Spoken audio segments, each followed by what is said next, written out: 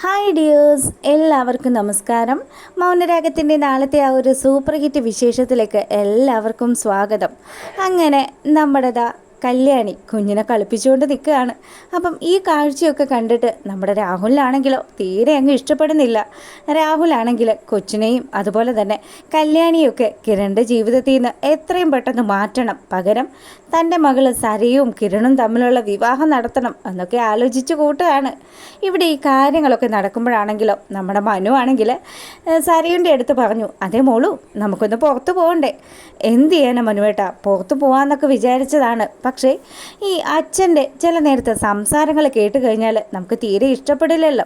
മനുവേട്ടനെ അങ്ങേർക്ക് ഒട്ടും ഇഷ്ടമല്ല എന്നൊക്കെ പറഞ്ഞ് സര ഇങ്ങനെ സംസാരിക്കുമ്പോഴത്തേക്കിനും മനു പറഞ്ഞു, പോട്ടെ മോളെ, ഭ്രാന്തുള്ള മനുഷ്യനല്ലേ, അയാൾ ഈ രീതിയിലൊക്കെയല്ലേ പെരുമാറുള്ളൂ, അപ്പം അതുകൊണ്ട് അതൊന്നും വലിയ കാര്യമാക്കണ്ടെന്നൊക്കെ പറഞ്ഞ് ഇവരിങ്ങനെ സംസാരിച്ചുകൊണ്ട് നിൽക്കുമ്പം നമ്മുടെ ബകാസുരം വരികയാണ്. എന്താടാ, എന്തോ ഒരു ഗൂഢാലോചനയൊക്കെ ഉണ്ടല്ലോ. സരയാണെങ്കിലോ, അതെ അച്ഛൻ്റെ കാര്യം നോക്ക്, ഞങ്ങൾക്ക് ഞങ്ങളുടേതായിട്ടുള്ള കാര്യങ്ങളൊക്കെ ഉണ്ടെന്നും പറഞ്ഞ് രാഹുലിനോട് സംസാരിച്ചിട്ട് അവൾ ദേഷ്യത്തോടു കൂടെ പോവാണ്. അങ്ങനെ റൂമിൽ പോയി ഡ്രസ്സൊക്കെ ചേഞ്ച് ചെയ്തിട്ട് നല്ല ഭംഗിയിൽ ഇങ്ങോട്ട് ഒരുങ്ങി വരികയാണ് സരയും. അത് കാണുമ്പോൾ മനു ആണെങ്കിലോ, എൻ്റെ മോളും ഈ ബ്ലാക്ക് ഡ്രസ്സിൽ നിന്നെ കാണാൻ നല്ല സൂപ്പറായിട്ടുണ്ടെന്നും പറഞ്ഞ് സരയുനെയും കൂട്ടിയിട്ട് അവനാണെങ്കിൽ പുറത്തേക്ക് പോവാണ്. അങ്ങനെ പോയിക്കൊണ്ടിരിക്കുന്ന ആ ഒരു സമയം, എന്താ എൻ്റെ മോൾക്ക് കഴിക്കാനായിട്ട് ഏറ്റവും ഇഷ്ടം? എന്തായാലും കുഴപ്പമില്ല മനുവേട്ടാ, മനുവേട്ടൻ്റെ കൂടെ കുറച്ച് സമയം ഇരിക്കാൻ പറ്റുന്നുണ്ടല്ലോ, അത് തന്നെ വലിയ കാര്യമാണെന്നൊക്കെ പറഞ്ഞു. അങ്ങനെ സരയും അതുപോലെ തന്നെ മനുവും കൂടെ ആ റെസ്റ്റോറൻറ്റിലെത്തി. എത്തുമ്പോഴാണെങ്കിലോ സരയു പറഞ്ഞു, ഓ എന്താ ഭംഗിയല്ലേ, കൊള്ളാം, നല്ല ഫുഡും ഒക്കെയാണ് മോളെ, മോൾക്ക് ഇഷ്ടമുള്ളത് ഓർഡർ ചെയ്തെന്ന് പറഞ്ഞു. ഓ മനുവേട്ടന് ഇഷ്ടമുള്ളത് പറഞ്ഞോ, എനിക്ക് എന്തായാലും കുഴപ്പമില്ല എന്നൊക്കെ പറഞ്ഞ് നമ്മുടെ മനു ഓർഡർ ചെയ്യുന്ന അനുസരിച്ച് സരയു വെയിറ്റ് ചെയ്തിരിക്കുകയാണ്.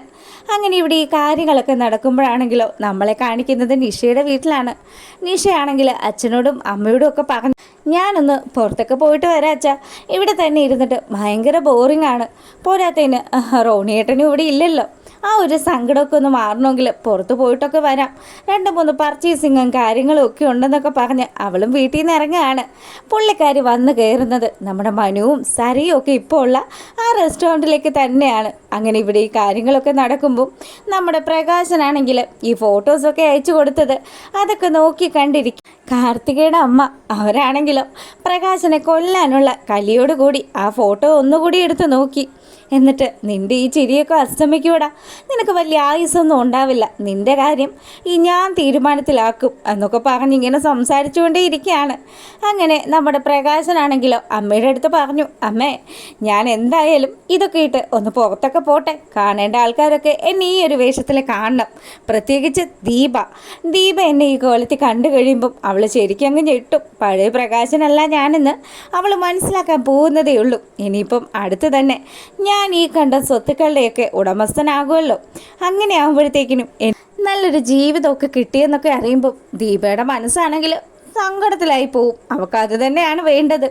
എന്തായാലും ഞാനൊന്ന് പുറത്തു പോയിട്ട് വരാം, കല്യാണിയും കിരണിനെയും ഒക്കെ മൊത്തത്തിൽ എല്ലാവരെയും എന്നെ വെറുക്കുന്ന അവളെയൊക്കെ ഇതൊക്കെ ഒന്ന് കാണിക്കണമെന്നും പറഞ്ഞ് പ്രകാശ് എന്താ ആ ഒരു ഗെറ്റപ്പിൽ വീട്ടിൽ നിന്ന് ഇറങ്ങുകയാണ്. മൂങ്ങയാണെങ്കിലോ, ഈശ്വര ഇനി ഇത് അടുത്ത പണി വാങ്ങിക്കൂട്ടാനുള്ള പോക്കാണോ എന്നുള്ളൊരു ഡൗട്ടിൽ അവിടെ ഇങ്ങനെ ഇരിക്കുകയാണ്.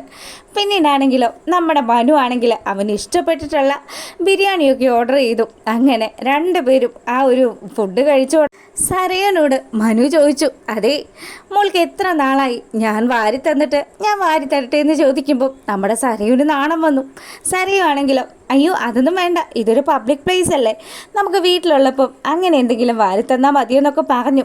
അങ്ങനെ ഒരു ചമ്മലോടുകൂടി അവളവിടെ ഇരിക്കുമ്പോഴാണെങ്കിലും മനു ഒരു സ്പൂണിൽ കുറച്ച് റൈസൊക്കെ എടുത്ത് അവൾക്ക് വാരി കൊടുക്കുകയാണ്. അപ്പോൾ അവൾ പറഞ്ഞു, എന്താ മനുവേട്ടാ ഇത്, ആരെങ്കിലും കണ്ടു കഴിഞ്ഞാൽ നാണക്കേടല്ലേ, ആര് കണ്ടാൽ എന്ത് പ്രശ്നം, കാണുന്നവരോട് ഞാൻ പറയും, ഇതേ എൻ്റെ ഭാര്യയാണ്, എൻ്റെ ഗർഭിണിയായിട്ടുള്ള ഭാര്യയ്ക്ക് ഒരിത്തിരി ഭക്ഷണം വാരി തന്നു എന്ന് പറഞ്ഞ് ആർക്കാ ഇവിടെ പ്രശ്നമെന്ന് ചോദിച്ച് മനു ഇങ്ങനെ സംസാരിക്കുമ്പോഴത്തേക്കിനും ഭർത്താവിൻ്റെ ഈ അമിതമായിട്ടുള്ള കെയറിങ്ങും അതുപോലെ തന്നെ അങ്ങേരുടെ ഈ ഒരു സ്നേഹമൊക്കെ കാണുമ്പം ശരിക്കും നമ്മുടെ സരയും അതിലങ്ങ് പെട്ടുപോവാണ്.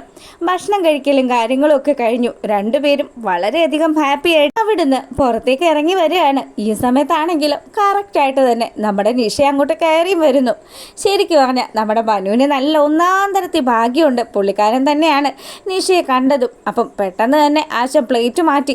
മോളു, ആ ബിരിയാണി കഴിച്ചത് അതങ്ങോട്ട് ശരിയായില്ലെന്ന് തോന്നുന്നു. മോളൊരു കാര്യം ചെയ്യും, മോള് താഴേക്ക് പോയി ഇരുന്നോട്ടോ, ഞാനൊന്ന് ബാത്റൂമിൽ പോയിട്ട് വരാമെന്നും പറഞ്ഞ് മനു കിട്ടിയ തക്കത്തിന് നമ്മുടെ സരയുനെ അവിടെ നിർത്തിയിട്ട് ഒന്നിട്ടോട്ടോ ഓടുകയാണ്. നിഷയാണെങ്കിൽ ഈ കാര്യങ്ങളൊന്നും അറിയാതെ ആ റെസ്റ്റോറൻറ്റിലേക്ക് വരുന്നുമുണ്ട്. അങ്ങനെ നിഷയെ പേടിച്ച് തട്ടാവുന്ന വാതിൽ മുഴുവനും തട്ടി ആ റെസ്റ്റോറൻറ്റിൽ ഫുള്ളും അലഞ്ഞു തിരിഞ്ഞ് നടക്കുന്ന നമ്മുടെ മനുവിനെ കാണിക്കുകയാണ്. എന്തായാലും അടുത്ത ദിവസത്തെ ആ ഒരു കഥയിൽ നമ്മുടെ മനുവും അതുപോലെ തന്നെ നിഷയും തമ്മിൽ നേരിട്ട് കാണുകയും ചെയ്യും. സരയും സത്യങ്ങളൊക്കെ അറിയുകയും ചെയ്യും. കാത്തിരുന്ന് കാണാമല്ലേ ആ വിശേഷത്തിനായിട്ട്. അപ്പം മറക്കാതെ നമ്മുടെ ചാനൽ ഇഷ്ടപ്പെടുന്ന ആൾക്കാർ സബ്സ്ക്രൈബ് ചെയ്തിട്ടുകൂടെ കാണണം കേട്ടോ. എല്ലാവർക്കും നല്ലൊരു രാത്രിയൊക്കെ ആശംസിച്ചുകൊണ്ട് വീഡിയോ വൈൻഡപ്പ് ചെയ്യാണ്. എല്ലാവരുടെയും സ്നേഹത്തിനും സപ്പോർട്ടിനും ഒക്കെ ഒരുപാട് നന്ദിയുണ്ട്. സപ്പോർട്ട് ഇച്ചിരി കുറഞ്ഞു പോയോ എന്നൊരു ചെറിയ സംശയം ഇല്ലാതെ ഇല്ല. എന്തായാലും കാണുന്ന ആൾക്കാരൊന്ന് ലൈക്ക് അടിച്ചിട്ട് പോവാം കേട്ടോ. അപ്പോൾ ഓക്കെ, ഗുഡ് നൈറ്റ്.